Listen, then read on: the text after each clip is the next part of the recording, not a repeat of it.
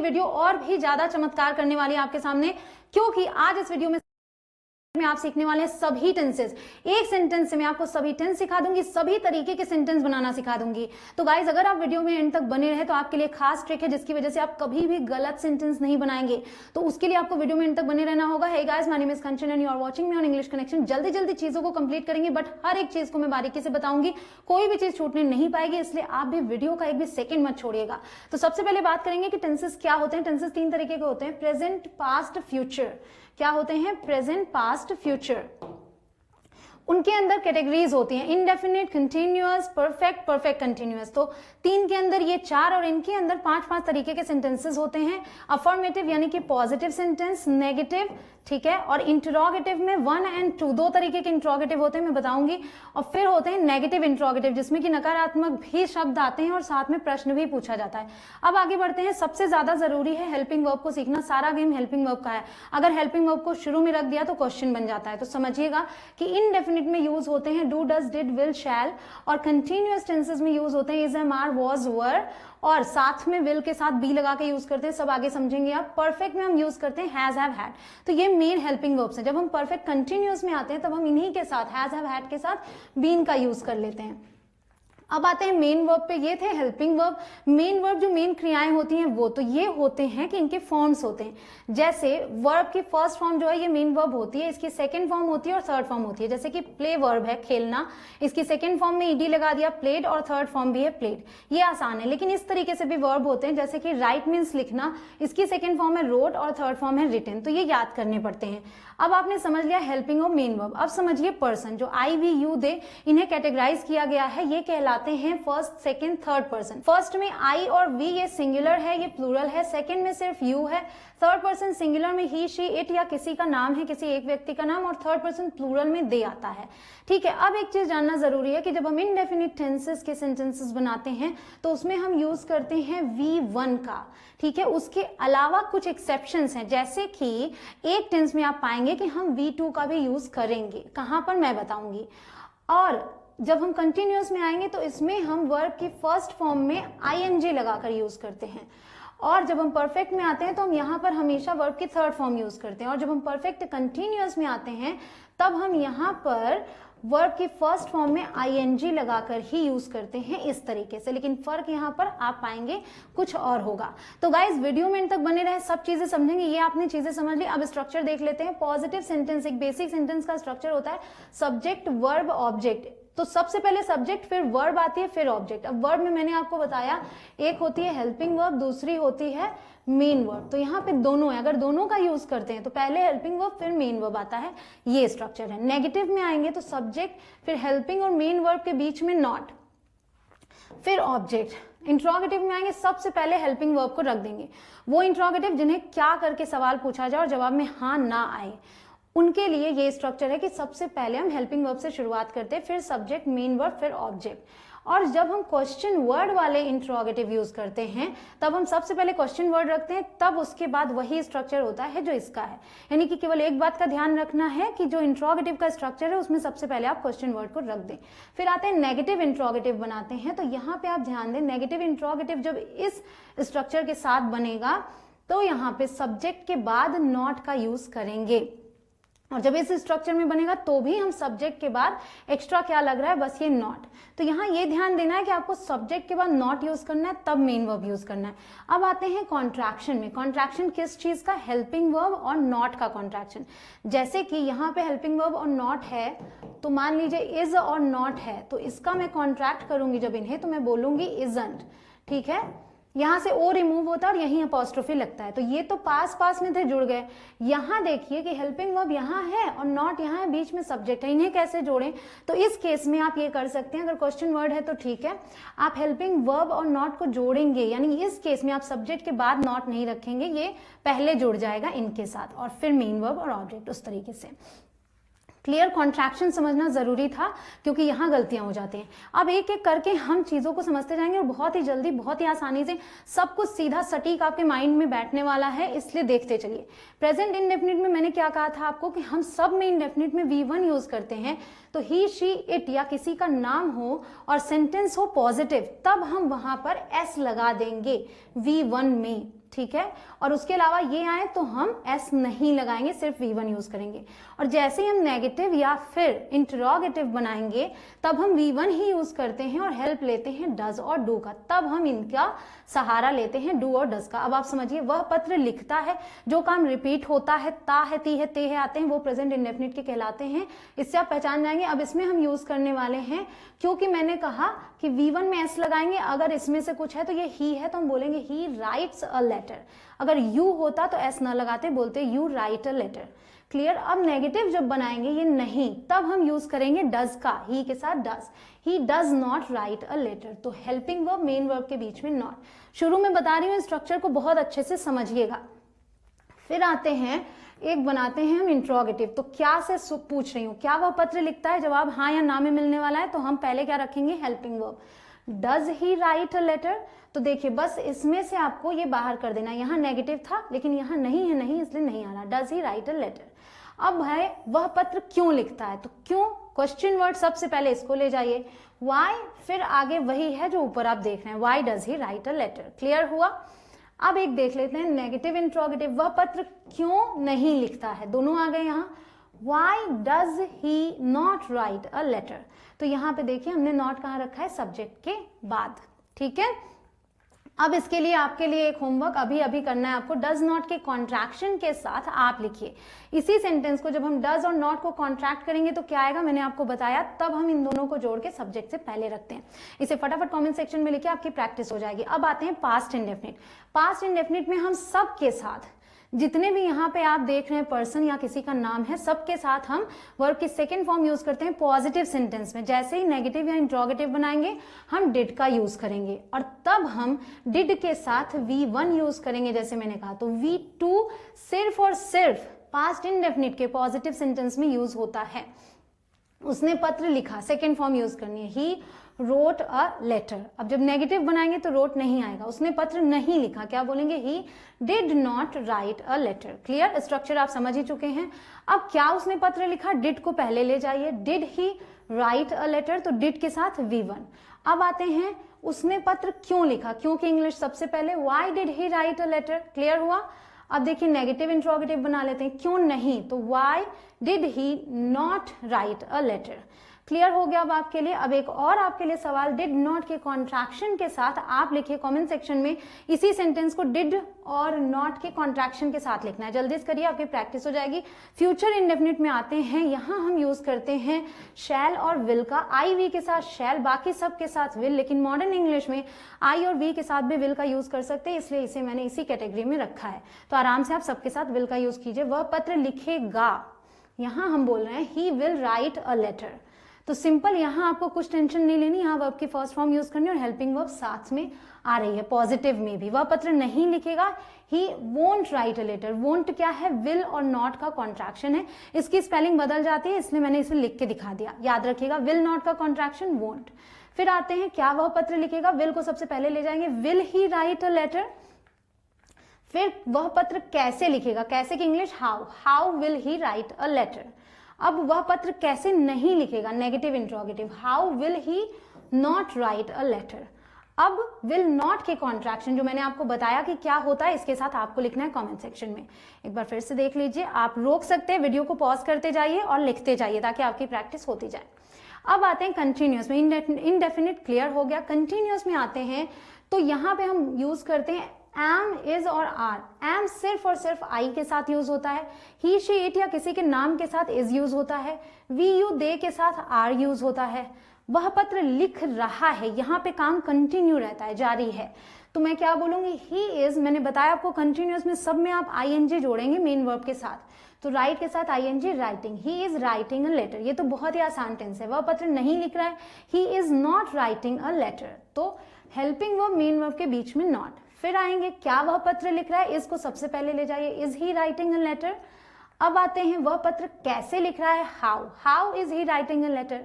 अब आते हैं नेगेटिव इंट्रोगेटिव, वह पत्र क्यों नहीं लिख रहा है, तो इसका जवाब आपको देना है। अब आप सीख गए कि नेगेटिव इंट्रोगेटिव कैसे बनाते हैं, और इसके साथ साथ इज नॉट के कॉन्ट्रैक्शन के साथ भी आप इसे लिखकर दिखाइएगा, ठीक है। चलिए पास्ट कंटिन्यूअस में आते हैं। यहाँ पे आप पाएंगे कि हम दो यूज करते हैं, वॉज, वर, और आई के साथ, यहाँ पे देखिए वहां एम था आई के साथ स्पेशल, यहाँ आई के साथ भी वही यूज होगा जो ही शी इट और नाम के साथ यूज होता है। आई वॉज, ठीक है, और you were, we you they के साथ वर।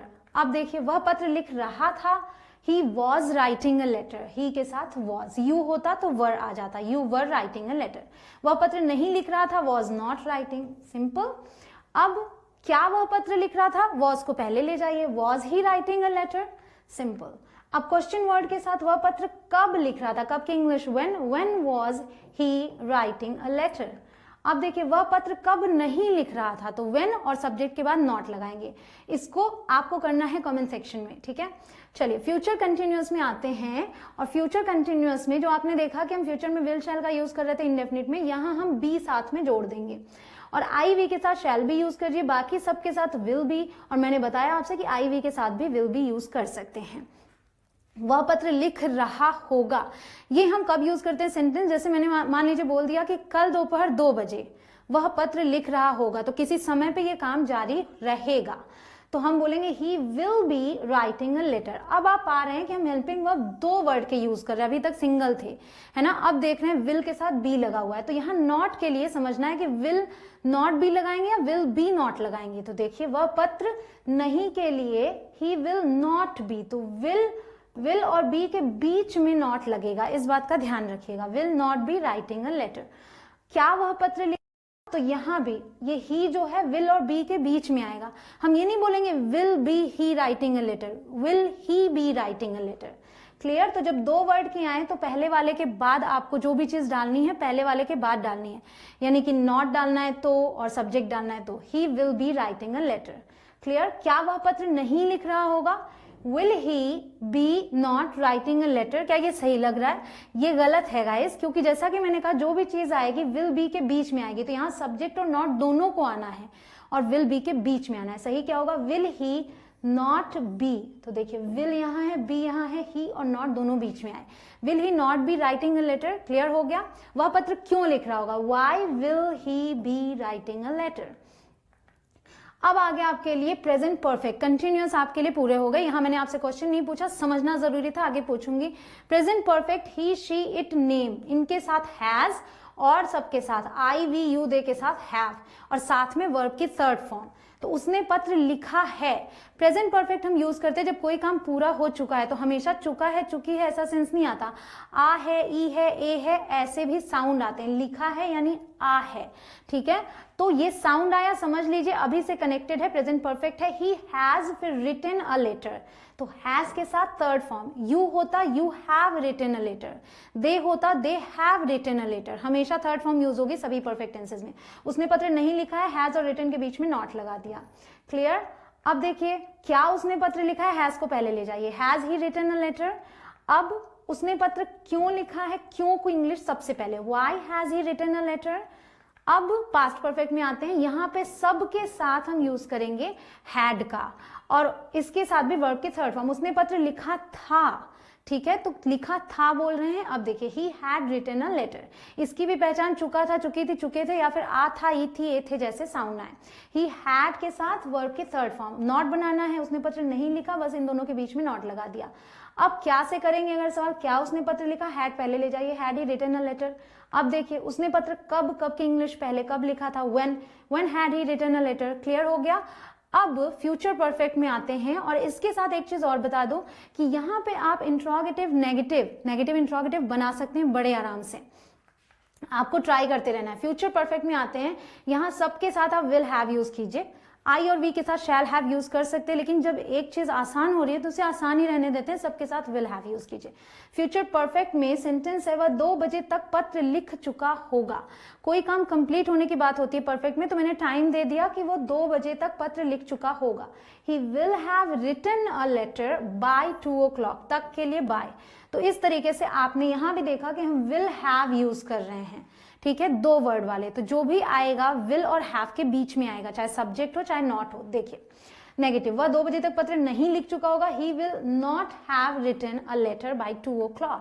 अब क्वेश्चन, क्या वह 2 बजे तक पत्र लिख चुका होगा? विल ही हैव, तो विल और हैव के ही बीच में आ रहा है जो है, will he have written a letter by 2 o'clock। अब क्वेश्चन वर्ड के साथ कितने बजे तक लिख चुका होगा पूछ रहे, तो कितने बजे तक, by what time, by what time will he have written a letter. Clear. अब आते हैं प्रेजेंट परफेक्ट कंटिन्यूअस में, तो आपके लिए परफेक्ट टेंसेस भी कंप्लीट हो गए। अब जब परफेक्ट कंटिन्यूअस में आएंगे तो यहाँ क्या होता है कि आप यूज करते हैं हैज बीन और हैव बीन, इनके साथ ये, इनके साथ ये। इसकी खासियत क्या होती है मैंने बताया, इसमें हम यूज करते हैं वर्ब में आईएनजी और साथ में हम क्या यूज करते हैं, बीन का। तो जब बीन यूज हो गया यानी कि थर्ड फॉर्म भी आ रही है और आईएनजी, इसीलिए इसका नाम है परफेक्ट कंटिन्यूअस। यहाँ पे होता क्या है कि वह आधे घंटे से पत्र लिख रहा है, तो कंटिन्यू तो है लेकिन ये भी बताया गया कि कब से कोई चीज शुरू हुई है। तो ये चीज होता है कि यहाँ पे या तो ड्यूरेशन दिया होगा या तो ये दिया होगा कितनी बजे से कोई चीज शुरू हुई। तो इसके लिए हम बोलेंगे ही हैज बीन यूज किया, फिर वर्ब में ING, he has been writing a letter for half an hour. अब ध्यान दें आप यहाँ पर कि हमने फॉर का यूज किया, तो इस टेंस में हम सिंस और फॉर दो चीजें यूज करते हैं टाइम के लिए। अगर ड्यूरेशन है तब हम फॉर यूज करते हैं, यानी कोई एग्जैक्ट टाइम नहीं दिया हुआ है, ठीक है।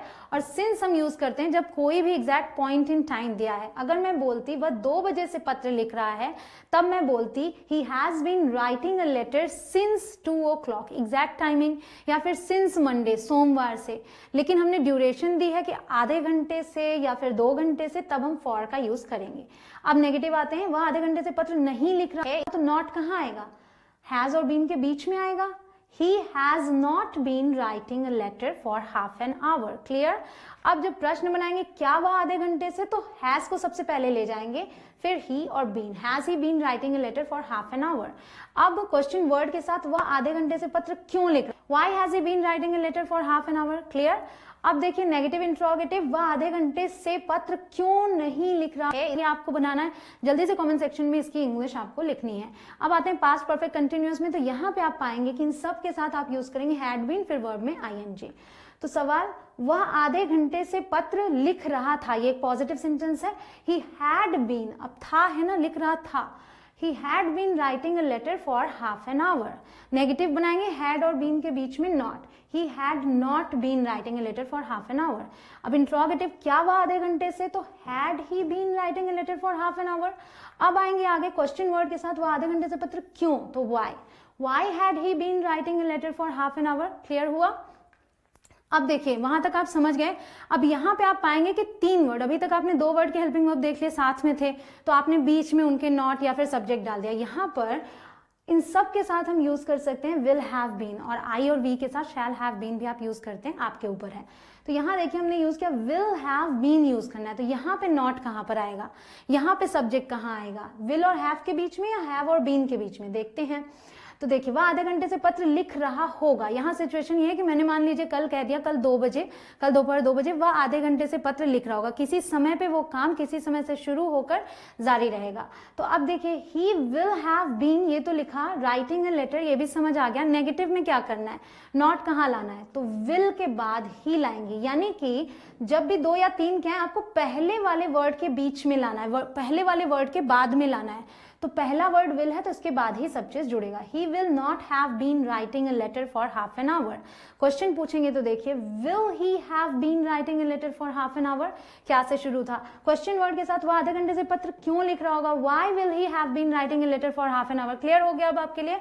अब नेगेटिव इंट्रोगेटिव भी देख लीजिए, व्हाई विल ही नॉट, वह आधे घंटे से पत्र क्यों नहीं लिख रहा होगा, why will he not have been writing a letter for half an hour. Clear. अब विल नॉट के कॉन्ट्रैक्शन के साथ आपको इसे लिख के बताना है।